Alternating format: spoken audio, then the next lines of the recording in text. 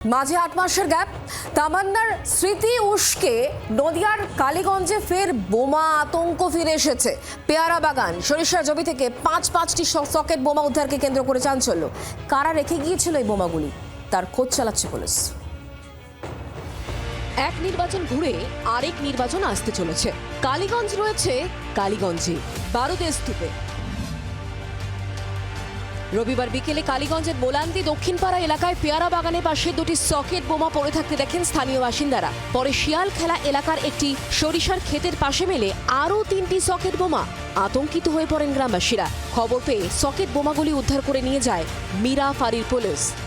আমার দোকানের পাশে একটা পেয়ারা বাগান আছে, এই পেয়ারা বাগানের পাশে দুটো বোমা নাকি পড়ে আছে, সেটা দেখলাম। পুলিশ এসেছিল, পুলিশ এসে ওগুলো নিষ্ক্রিয় করার জন্য ওরা সব ছবি টবি তুলে নিয়ে যায়। হ্যাঁ, এই সঙ্গে আরও ওইদিকে দুটো পড়ে আছে। এটা গতকাল বৈকাল বেলায় পুলিশ এসেছিল, তখনই জানতে পারলাম যে হ্যাঁ, এখানে দুটো সকেট বোমা পড়ে আছে। হ্যাঁ, অবশ্যই আতঙ্ক, কারণ এখানে যদি কোনো রকমের একটা কিছু ঘটনা ঘটে যায় তাহলে খারাপ হবে। ঘটনা ঘটে যায় মানে? ঘটনা তো ঘটেছিল ঠিক ৮ মাস আগের কথা।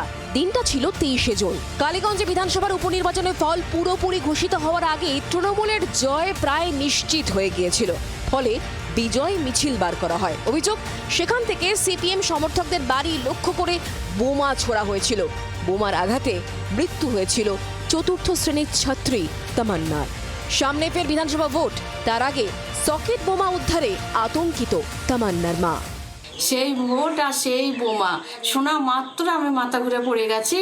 আমাকে সুস্থ করার পরে আমি বুঝতে পারছি যে আবার সে কতটা আতঙ্ক। তাই আমি অনুরোধ করব, প্রশাসনের কাছে অনুরোধ করব যে মোলান্দির যত বোমা আছে সব উদ্ধার হোক। আমার এমনই আতঙ্ক হয়ে গেছে যে আবার হয়তো কোন তামান্না যাবে। তামান্নার মায়ের অভিযোগ, মেয়ের হত্যাকাণ্ডে জড়িত অনেক অপরাধী এখনো গ্রেফতার হয়নি। প্রশ্ন উঠছে, তাদের হাত ঘুরেই কি পেয়ারা বাগানে সর্ষে খেতে চলে এসেছে সকেট বোমা? ইলেকশন আসছে, এই দেখেই বোঝা যাচ্ছে যে ইলেকশন আর বেশি দূর নেই। বোমা, বারুদ, পিস্তল আর criminal, this is part of the government. Criminal সেদিন থেকে বুঝে গেছে এটা আমাদের মুখ্যমন্ত্রী, আমাদের কেউ কিছু করতে পারবে না। তাই তামান্নার মৃত্যু হয়, ছোট্ট শিশু একটা, কারোর শাস্তি হয় না। কে বা কারা বোমাগুলি সেখানে ফেলেছিল তা খতিয়ে দেখছে পুলিশ। তবে ২৬শে বিধানসভার আগে সিঁদুরে মেঘ দেখছেন কালীগঞ্জের বাসিন্দারা। অনুপ কুমার দাসের রিপোর্ট, জি ২৪ ঘন্টা। বাংলার আওয়াজ, বাঙালির আবেগ, জি ২৪ ঘন্টা।